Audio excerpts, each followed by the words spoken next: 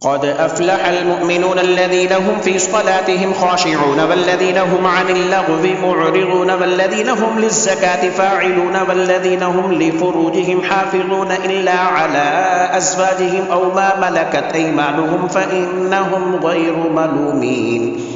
فمن ابتغى وراء ذلك فأولئك هم العادون والذين هم لأماناتهم وعهدهم راعون والذين هم على صلواتهم يحافظون أولئك هم الوارثون الذين يرثون الفردوس هم فيها خالدون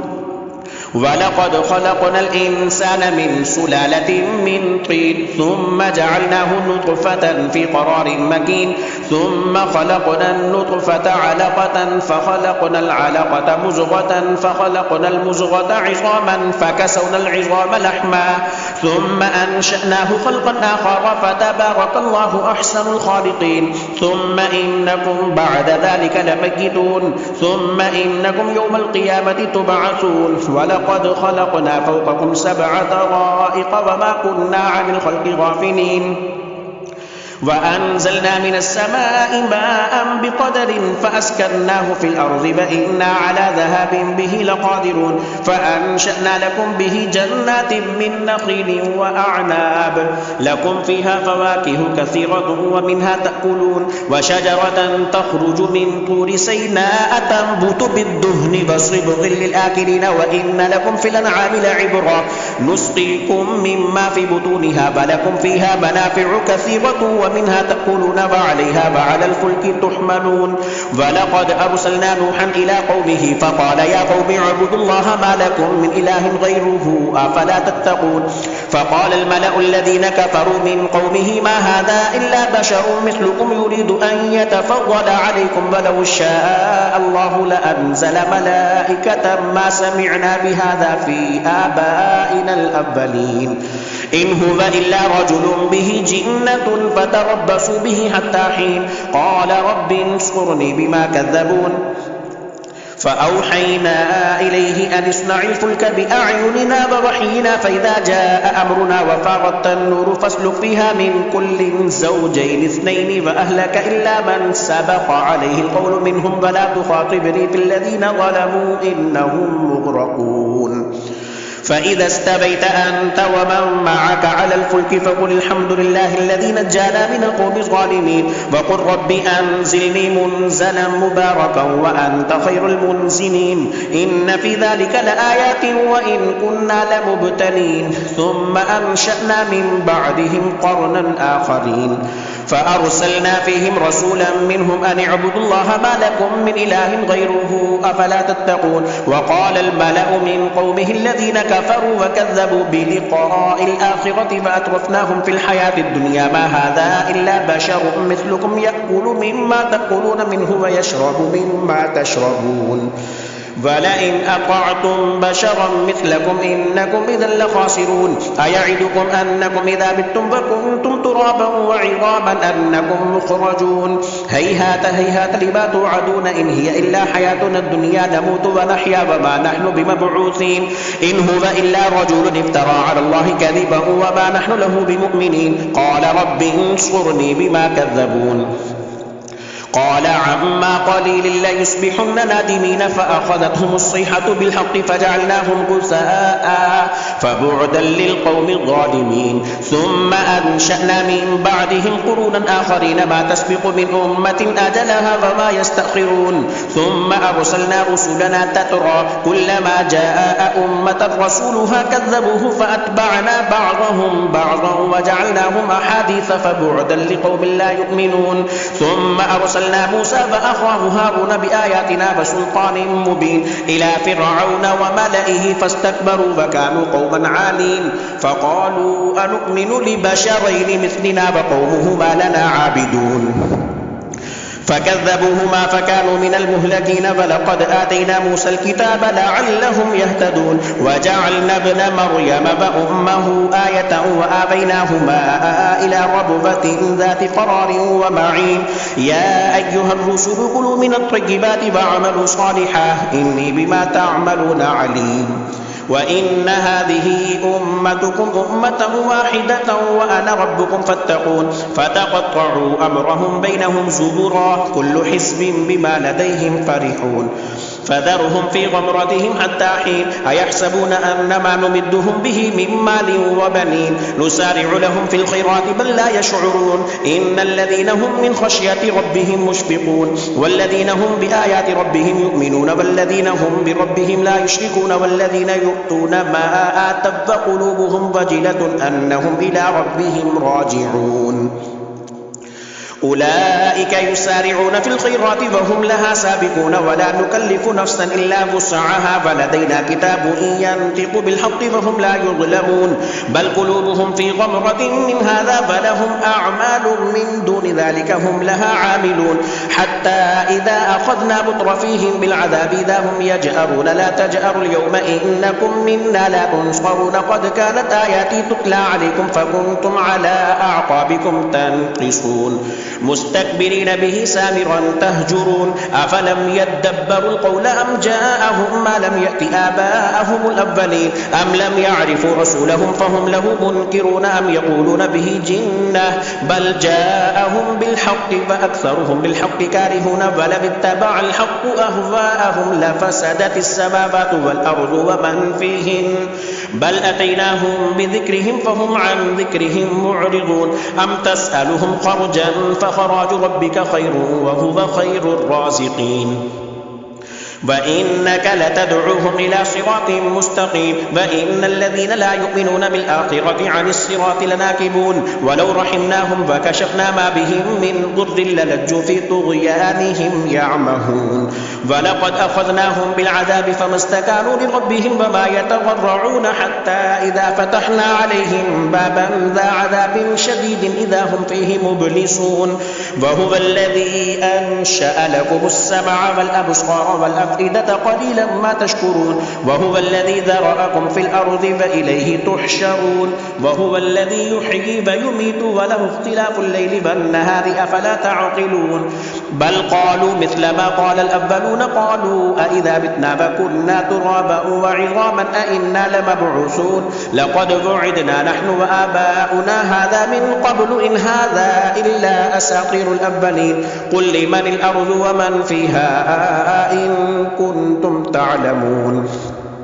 سيقولون لله قل أفلا تذكرون قل من رب السماوات السبع ورب العرش العظيم سيقولون لله قل أفلا تتقون قل من بيده ملكوت كل شيء وهو يجير ولا يجار عليه إن كنتم تعلمون سيقولون لله قل فأنا تسحرون بل أتيناهم بالحق فإنهم لكاذبون ما اتخذ الله من ولد وما كان معه من إله إذا لذهب كل إله بما خلق فلعلى بعضهم على بعض سبحان الله عما يصفون عالم الغيب والشهادة فتعالى عما يشركون قل رب إما تريني ما يوعدون رب فلا تجعلني في القوم الظالمين وإنا على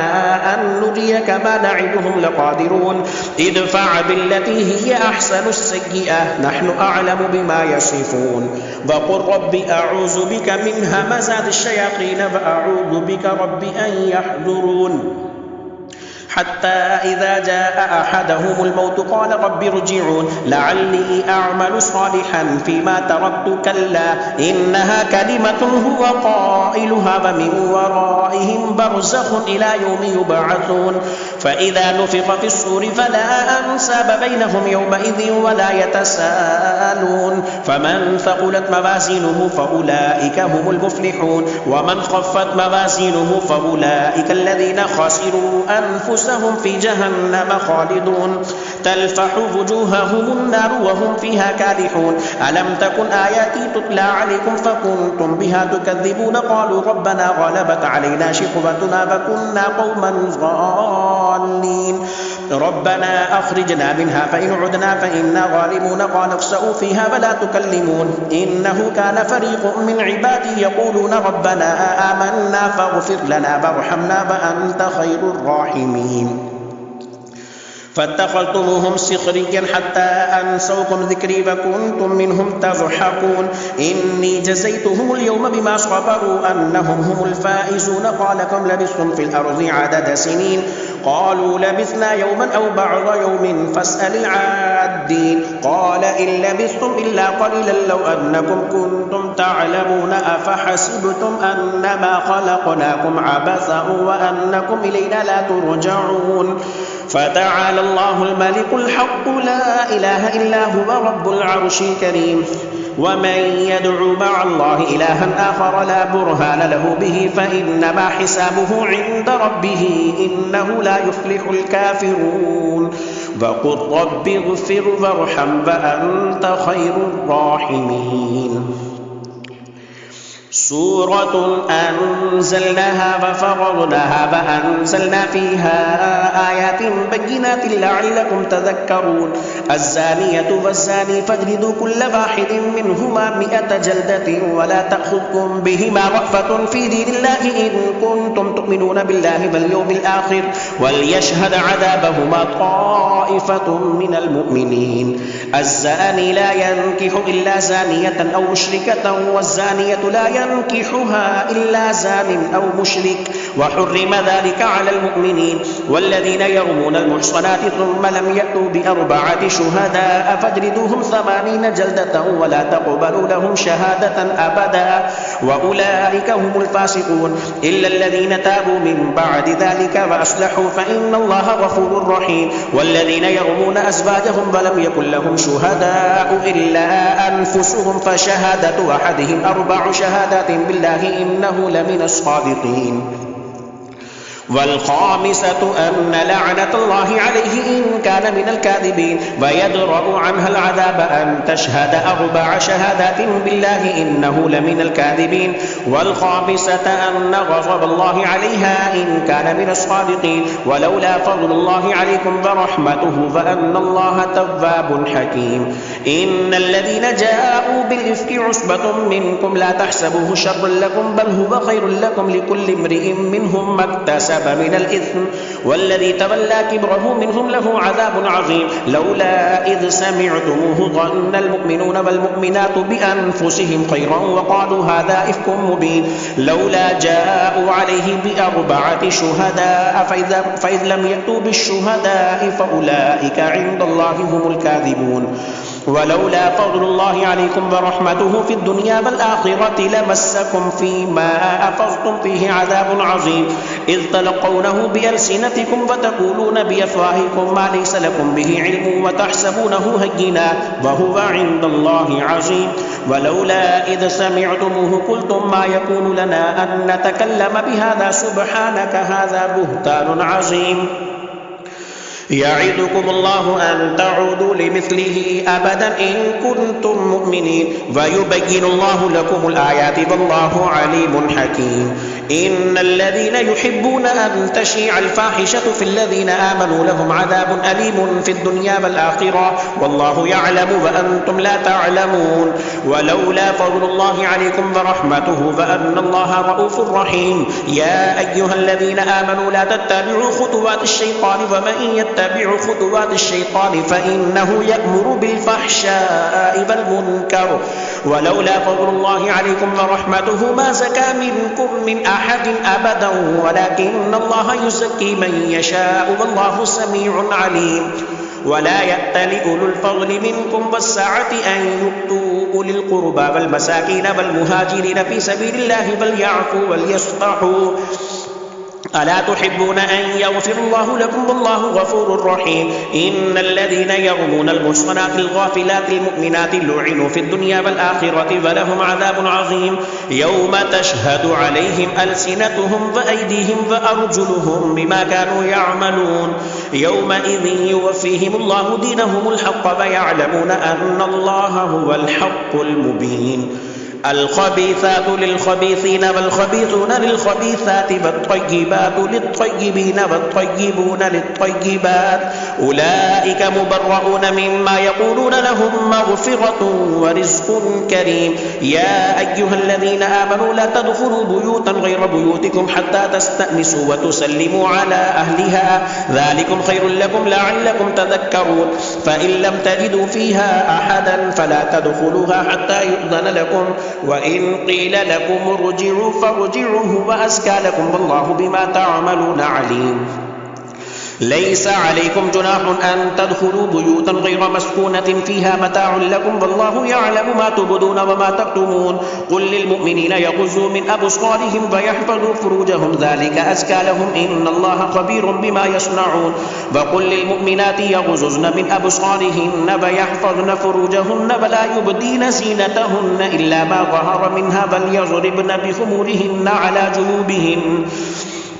ولا يبدين زينتهن إلا لبعولتهن أو آبائهن أو آباء بعولتهن أو أبنائهن أو أبناء بعولتهن أو إخوانهن أو بني إخوانهن أو بني أخواتهن أو نسائهن أو ما ملكت أيمانهن أو التابعين غير أولي الإربة من الرجال أو الطفل الذين لم يظهروا على عورات النساء ولا يضربن بأرجلهن ليعلم ما يخفين من زينتهن وتوبوا إلى الله جميعا أيها المؤمنون لعلكم تفلحون وأنكحوا الأيام منكم والصالحين من عبادكم وإمائكم إن يكونوا فقراء يغنيهم الله من فضله والله واسع عليم وليستعفف الذين لا يجدون نكاحا حتى يغنيهم الله من فضله والذين يبتغون الكتاب مما ملكت أيمانكم فكاتبوهم إن علمتم فيهم خيرا وآتوهم مما لله الذي آتاكم ولا تكرهوا فتياتكم على البغاء إن أردنا تحسنا لتبتغوا عرض الحياة الدنيا ومن يكرهن فإن الله من بعد إكراههن غفور رحيم ولقد أنزلنا إليكم آيات مبينات ومثلا من الذين خلوا من قبلكم وموعظة للمتقين الله نور السماوات والأرض مثل نوره كمشكاة فيها مصباح المصباح في زجاجة الزجاجة كأنها كوكب دري يوقد من شجرة مباركة زيتونة لا شرقية ولا غربية يكاد زيتها يضيء ولو لم تمسسه نار نور على نور يهدي الله لنوره من يشاء ويضرب الله الأمثال للناس والله بكل شيء عليم في بيوت أذن الله أن ترفع ويذكر فيها اسمه يسبح له فيها بالغدو والآصال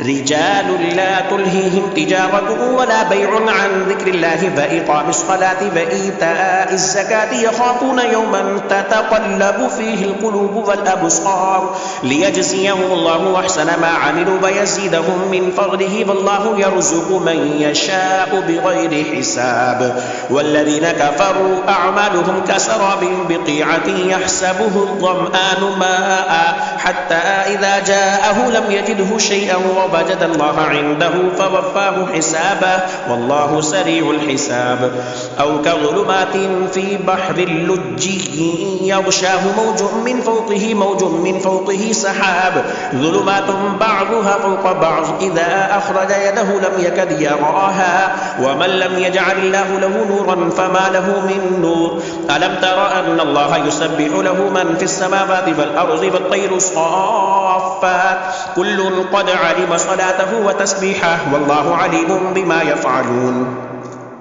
ولله ملك السماوات والأرض وإلى الله المصير ألم تر أن الله يزجي سحابا ثم يؤلف بينه ثم يجعله ركاما فترى الودق يخرج من خلاله وينزل من السماء من جبال فيها من برد فيصيب به من يشاء ويصرفه عن من يشاء يكاد سنا برقه يذهب بالأبصار يقلب الله الليل والنهار إن في ذلك لعبرة لأولي الأبصار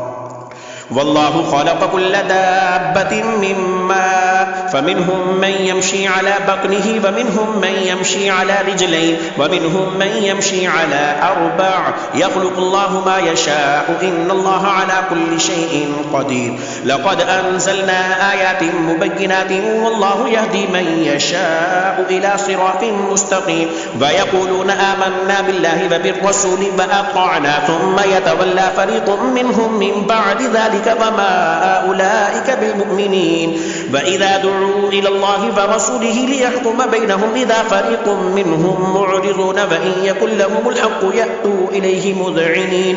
أفي قلوبهم مرض أم ارتابوا أم يخافون أن يحيف الله عليهم ورسوله بل أولئك هم الظالمون إنما كان قول المؤمنين إذا دعوا إلى الله ورسوله ليحكم بينهم أن يقولوا سمعنا وأطعنا وأولئك هم المفلحون ومن يطع الله ورسوله ويخشى الله ويتقه فأولئك هم الفائزون وأقسموا بالله جهد أيمانهم لئن أمرتهم ليخرجن قل لا تقسموا طاعة معروفة إن الله خبير بما تعملون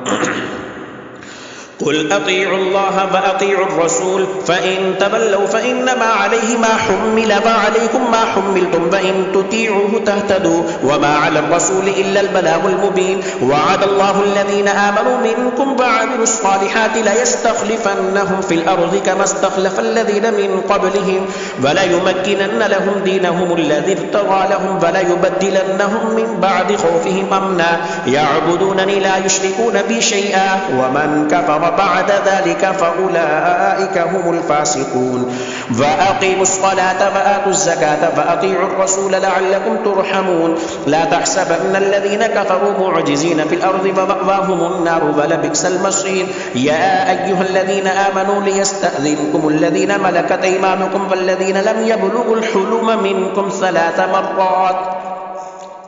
من قبل صلاة الفجر وحين تضعون ثيابكم من الظهيرة ومن بعد صلاة العشاء 3 عورات لكم ليس عليكم ولا عليهم جناح بعدهن طوافون عليكم بعضكم على بعض كذلك يبين الله لكم الآيات والله عليم حكيم وإذا بلغ الأطفال منكم الحلم فليستأذنوا كما استأذن الذين من قبلهم كذلك يبين الله لكم آياته والله عليم حكيم والقواعد من النساء اللاتي لا يرجون نكاحا فليس عليهن جناح أن يضعن ثيابهن غير متبرجات بزينة وأن يستعففن خير لهن والله سميع عليم ليس على الأعمى حرج ولا على الأعرج حرج ولا على المريض حرج ولا على أنفسكم أن تأكلوا من بيوتكم أو بيوت آبائكم أو بيوت أمهاتكم أو بيوت إخوانكم أو بيوت إخوانكم أو بيوت أخواتكم أو بيوت أعمامكم أو بيوت عماتكم أو بيوت أخوالكم أو بيوت خالاتكم أو ما ملكتم مفاتحه أو صديقكم ليس عليكم جناح أن تأكلوا جميعا أو أشتاتا فإذا دخلتم بيوتا فسلموا على أنفسكم تحية من عند الله مباركة طيبة كذلك يبين الله لكم الآيات لعلكم تعقلون إنما المؤمنون الذين آمنوا بالله ورسوله وإذا كانوا معه على أمر جامع لم يذهبوا حتى يستأذنوا إن الذين يستأذنونك أولئك الذين يؤمنون بالله ورسوله فإذا استأذنوك لبعض شأنهم فأذن لمن شئت منهم واستغفر لهم الله إن الله غفور رحيم لا تجعلوا دعاء الرسول بينكم كدعاء بعضكم بعضا قد يعلم الله الذين يتسللون منكم لواذا فليحذر الذين يخالفون عن أمره أن تصيبهم فتنة أو يصيبهم عذاب أليم ألا إن لله ما في السماوات والأرض قد يعلم ما أنتم عليه ويوم يرجعون إليه فينبئهم بما عملوا والله بكل شيء عليم تبارك الذي نزل الفرقان على عبده ليكون للعالمين نذيرا الذي له ملك السماوات والأرض ولم يتخذ ولدا ولم يكن له شريك في الملك فخلق كل شيء فقدره تقديرا واتخذوا من دونه آلهة لا يخلقون شيئا وهم يخلقون ولا يملكون لأنفسهم ضرا ولا نفعا ولا يملكون موتا ولا حياة ولا نشورا وقال الذين كفروا إن هذا إلا إفك افتراه فأعانه عليه قوم آخرون فقد جاءوا ظلما وزورا وقالوا أساطير الأولين اكتتبها فهي تملى عليه بكرة وأصيلا قل أنزله الذي يعلم السر في السماوات والأرض إنه كان غفورا رحيما وقالوا ما لهذا الرسول يأكل الطعام ويمشي في الأسواق لولا أنزل إليه ملك فيكون معه نذيرا أو يلقى إليه كنز أو تكون له جنة يأكل منها فقال الظالمون إن تتبعون إلا رجلا مسحورا انظر كيف ضربوا لك الأمثال فضلوا فلا يستطيعون سبيلا تبارك الذي إن شاء جعل لك خيرا من ذلك جنات تجري من تحتها الأنهار ويجعل لك قصورا بل كذبوا بالساعة فأعتدنا لمن كذب بالساعة سعيرا إذا رأتهم من مكان بعيد سمعوا لها تغيظا وزفيرا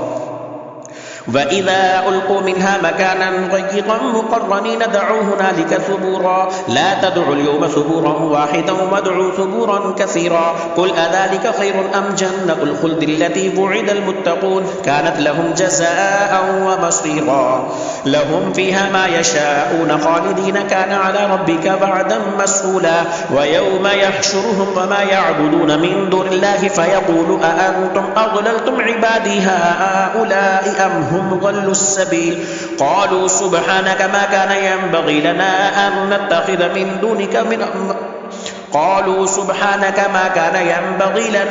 نتخذ من دونك من أولياء ولكن متعتهم وآباءهم حتى نسوا الذكر وكانوا قوما بورا فقد كذبوكم بما تقولون فما تستطيعون صرفا ولا نصرا ومن يظلم منكم نذقه عذابا كبيرا وما أرسلنا